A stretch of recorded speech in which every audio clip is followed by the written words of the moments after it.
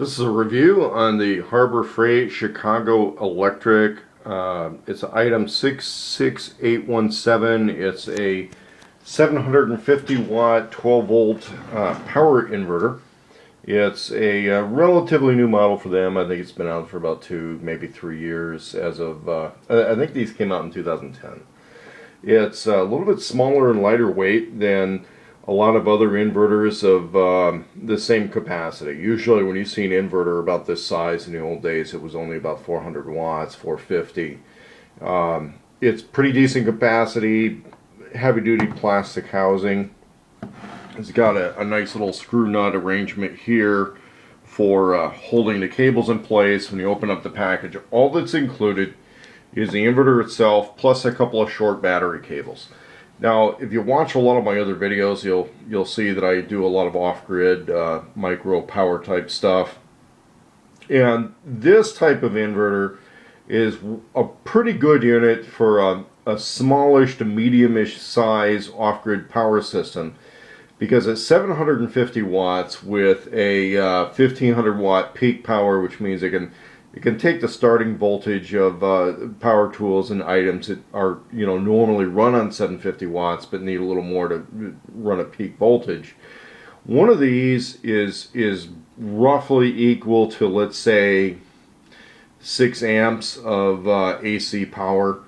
And when you're talking about a lot of home electronic items and smaller power tools, not big stuff, but small home electronic items, with this having 2 plugs is going to run most of your small home electronic items.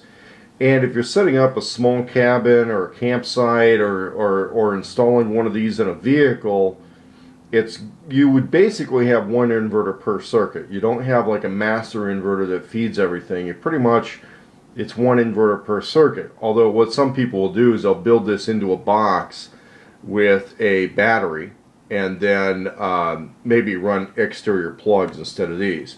The thing about the face of this unit, it's not waterproof. If you look carefully, you can see some of the electronics right in there, but it includes a USB charger.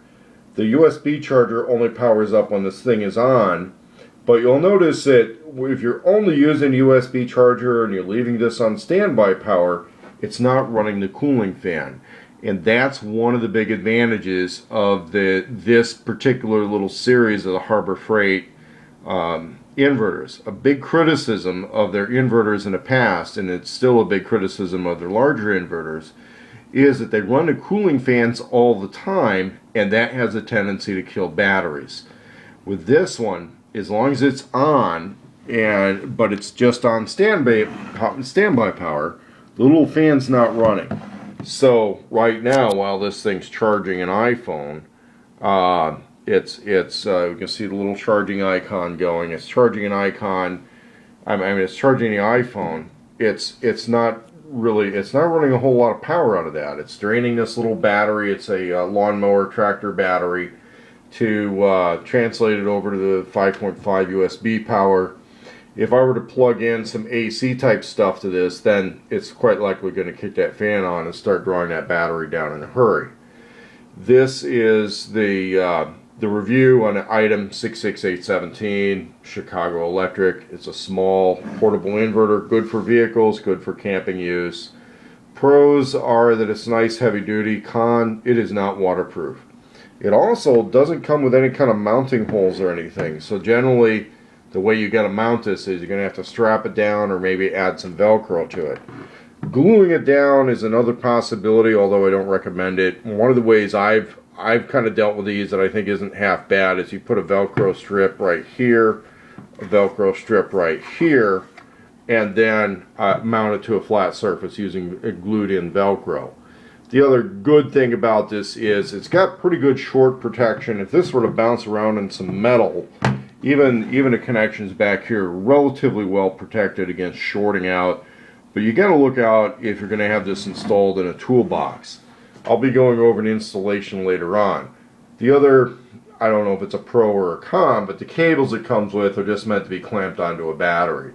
Normally, I don't like having to raise the hood of a vehicle to run this. It's a very short cable. You may want to replace that with longer cables or clip the ends and go with a more permanent installation.